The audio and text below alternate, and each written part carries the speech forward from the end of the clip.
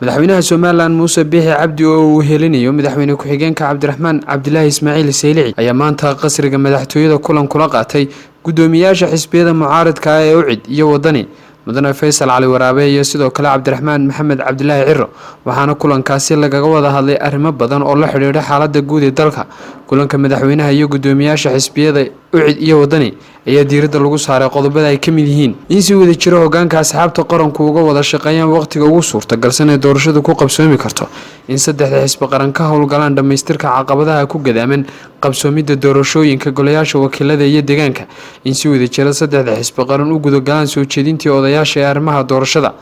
madaxweynaha iyo gudoomiyaasha xisbiyada mucaaradku waxay kulankooda iskula garteen inay wada tashi kula noqdaan xisbiyadooda iyagoo u ballamay kulamo dambe oo arrimahan lagu sii gorfeyn karo, sida lagu sheegay war-saxaafadeed ka soo baxay madaxtooyada Somaliland oo ku saxiixan yahay afhayeenka madaxtooyada Maxamuud Warsame Jaamac.